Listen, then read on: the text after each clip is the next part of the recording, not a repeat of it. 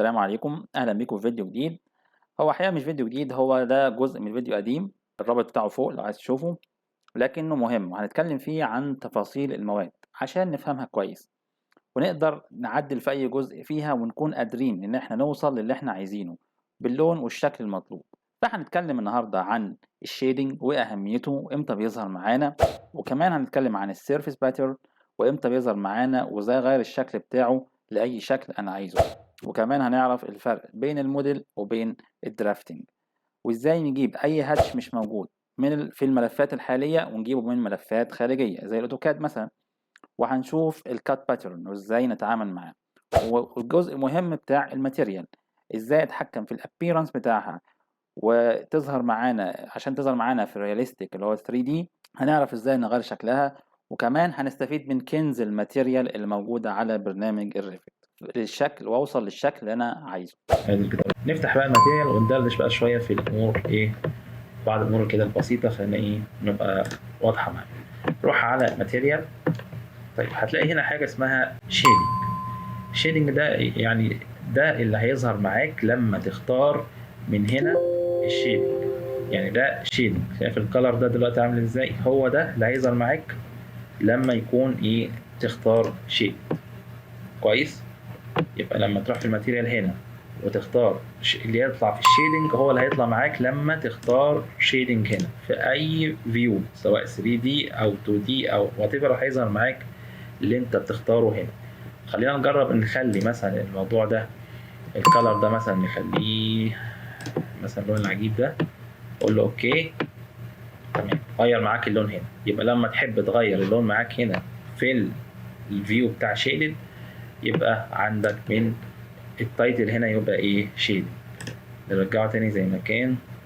قول له اوكي كده، اللون اتغير تاني ورجع زي ما كان. طيب دي الحاجه الاولى.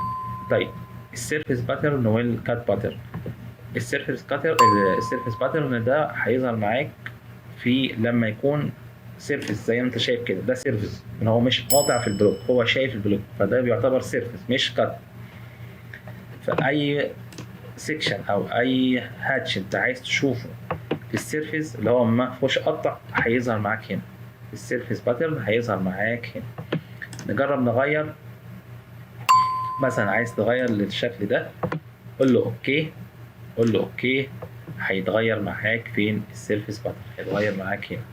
تمام، دي المعلومه الثانيه المهمه. طيب في نقطه اخيره ما نطلع من هنا. هتلاقي هنا عندك حاجه اسمها موديل وحاجه اسمها درافتنج. طيب ايه الفرق بينهم؟ الفرق بينهم بمنتهى البساطه هو السكيل. الموديل ده لما هتغير السكيل مش هيتغير معاك حاجه. يعني نجرب. قول له ابلاي، اوكي ماشي زي ما احنا. جرب كده غير السكيل. خلي السكيل مثلا 1:50 ثابت، كل حاجه بتتغير ما عدا خلي 1:10. شوف ما بيتغيرش معاك السكيل. في السكيل كل حاجه بيتغير ما عدا هو 1:2، كل حاجه عماله تتغير وهو مش هيتغير معاك. لاحظ الخرسانه عمال يتغير، كل حاجه عماله تتغير، هو ثابت.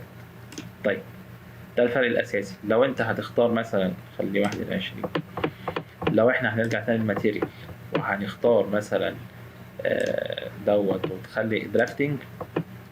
طيب هيطلع مشكله تانية، انك انت لازم الدرافتنج يبقى موجود عندك، البريك موجود هنا. هنختار مثلا ده اقرب ما يكون ليه واقول له اوكي. تمام، احنا دلوقتي قلبناها درافتنج. قول له اوكي. تمام، قول له اوكي. لاحظ بقى ان السكيل هنا هيختلف. خلي السكيل مثلا 1:100. شوف السكيل بدأ يتغير، 1:50، 1:10. عشان في ناس بتسأل هو ليه السكيل ما بيتغيرش في الهاتش بتاع لما بغير السكيل. لا، هو الفكرة بتظهر عندك من هنا. شوف هنا موديل او درافتنج زي ما انت تختار، بس انا هنخليها باي ديفولت موديل. تمام. طيب اوكي. لو انت برضو خلينا نبص على الحته الاخيره، عايز تجيب هاتش تاني مش موجود عندك. لو انت عايز تجيب هاتش مش موجود عندك، في فايل في نقول له edit مثلا. edit. تمام، روح مثلا على كاستم، اختار كاستم واختار import. في فايل هو بيدور على الفايل اللي اسمه ايه ستار دوت باد، اللي هو وات ايفر هو اسمه ايه باد. ده هتلاقيه عايز تجيبه، عايز توصل له. لو انت عندك الاوتوكاد موجود، خش على البي سي بتاعك وخش على السي مثلا او المكان اللي انت وصلت فيه الاوتوكاد، واكتب هنا ستار دوت باد. تمام، هو كده ظهر معاك الايه الفايل بتاع الهاتش الموجود عندك في الاوتوكاد. قول له كليك يمين اوبن او تك عليه مرتين يفتحه. افتح مثلا بنوت باد، مش مشكله خالص. قول له فايل سيف از في الديسك توب، اوكي سيف بروجكت. خش على ماتيريال، روح على جرافيك، روح هنا او المكان اللي انت عايز تجيب منه طبعا الهاتش بتاع الاوتوكاد عايز تنقله هنا.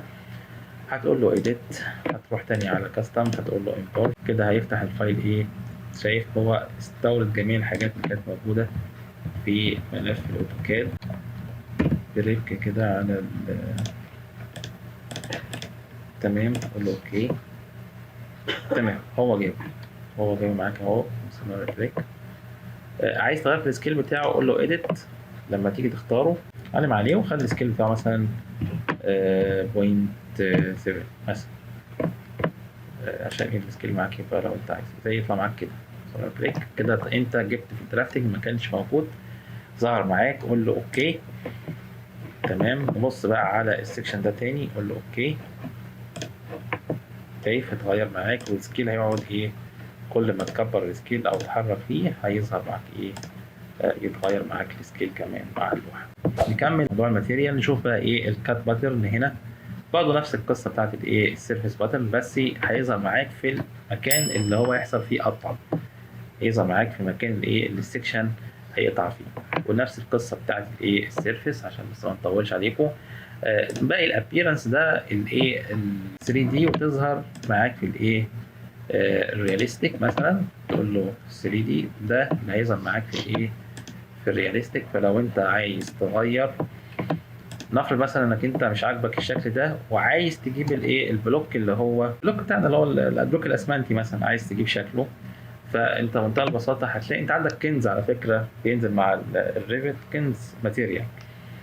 روح مثلا على اختار اللينك ده، تك عليه، هيفتح لك كل الصور اللي موجوده عندك ماتيريال ممكن تستوردها. هتلاقي مثلا انت عندك هنا البريك، لو دي مش ظاهره معاك ايكون اتاكد ان فيو موجوده ان هي اللي هي دي.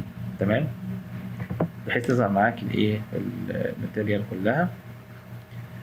اضغط مثلا بي اللي هو بريك مثلا، بي ار مثلا، يعني ظهرت معاك جميع انواع الطوب الموجود عندك. اختار مثلا بريك يونيفورم وقول له اوبن، وقول له اوكي ابلاي، اوكي. تمام، اتغير معاك الابيرنس بتاع الماتيريال. لو انت عايز تكبر المسافات شويه بتاعت البلوك مثلا، عايز تغير حجمه، مش هتغير معاك هنا. فانت ترجع تاني، هتروح مثلا للماتيريال اللي احنا فيها، تروح على ابيرنس، اضغط على الصوره نفسها مش على اللينك المره دي، تضغط على الصوره نفسها وحاول تكبر خلي دي مثلا، انزل تحت مثلا بدل ما هي 1000 خليها 2000 مثلا، 2000 كده المسافات هتكبر. اوكي، هو هيظبطها لوحده. تمام، قول له done. يعني معنى كده كثافة الحاجات دي اللي موجودة في المترين كل ما تكبر بتقل معاك الكلام ده. قول له done، قول له apply، قول له اوكي. لاحظ الطوب كبر معاك واصبح مقاساته اكبر.